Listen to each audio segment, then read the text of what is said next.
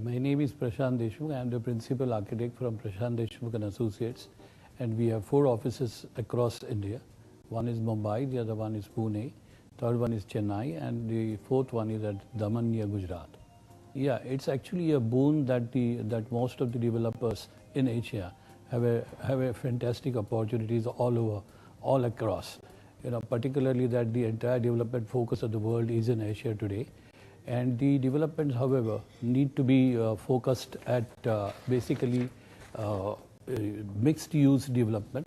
By meaning mixed use, I really mean using various kinds of building uses put together, and not for one individual functions. You can have railway stations which also have shopping malls and the office buildings and things like that. And similarly, you can have hotels which has shopping malls and maybe multiplexes to combine. So these kind of mixed-use developments are on the go, and they would probably attract the crowd. But then, the entire Asia, as it is, each nation within Asia has its own characteristics, and therefore an individualistic approach, so that the kind of tailor-made development, if we can make, as far as the mixed-use developments are concerned, or even single-focus development are concerned, I think that would be the key. You have to understand the culture, the economics, the lifestyles of each country, and then accordingly design your strategies of development. Yeah, the Asian scenario is altogether different. They are still bound by the cultural values, and they're still kind of in the process of fusion, where they would like to develop the way the Westerns have developed. But they would also love the combination of the past and the present. So this is a big challenge to the developers, where not only the contemporary styles are to be forced upon, and it could be a takeoff from where the past kind of architecture and the design was already there. But then everybody is very much more conscious in Asia, particularly as far as the cost effectivity is concerned. And that is why offering something which is fantastic at a affordable cost is also a second criteria of development.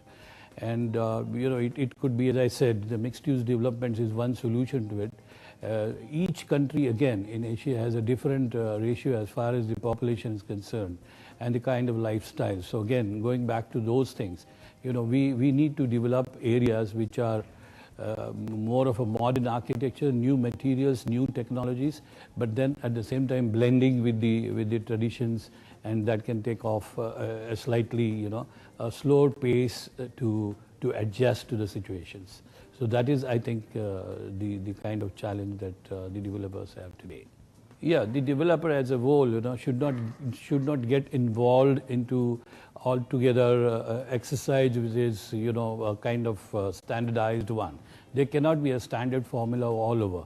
So you need to again, study the potentials of each and every place and the requirements of the people. I mean, they would be interested in technological aspects, newly developed areas, but then at the same time, the cost effectivity. So what are the return of investments? There are certain places in Asia which are growing at a fantastic pace.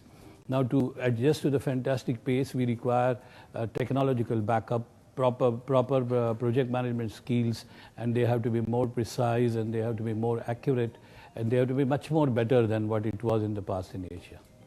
Yeah, I think they need to prepare with a little different perspective. There is a tremendous potential as far as the Asian subcontinent is concerned for growth. Expertise in design that suits the market's requirements is probably one criteria. So there has to be a proper market study done, and then various strategies worked out. At the same time, the structures or the entire development that we take up should be designed in such a way that they have a minimum maintenance cost, so that there is no recurring cost over it as far as the maintenance is concerned. And that would probably mean using the modern tools such as green buildings, energy recycling, and energy savings methodologies to, that could be the best key to, get on to lower down the maintenance costs. Similarly, efforts can be done in quality design that will suit with the various needs and, of course, the lifestyles. And that could be also at the affordable price, as I said in the beginning.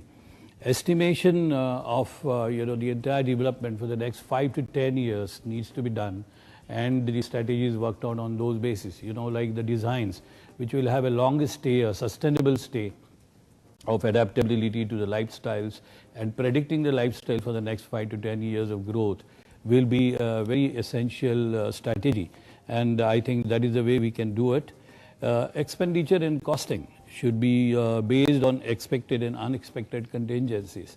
It is possible that these being newer areas, and the developers would be probably fetching in newer consultants from across the globe. So it is more so necessary that the developers themselves study and control the expenditure and costing, and not get involved into the poetic things that are happening, which would not give the return on investment. So that is more important. And at the same time, while doing so, there could be a lot of contingencies which are expected contingencies, and which could be the unexpected contingencies. So they need to be studied and strategies decided accordingly. More emphasis could be given on local materials, because most of these areas also have different kinds of local materials, and these local materials, if they use, can help into sustainable development, rather than fetching materials from different places across the globe, which would add on to the cost, number one, and number two, will lead to a lot of maintenance costs as well. So I think these are few tips as far as the strategies are concerned.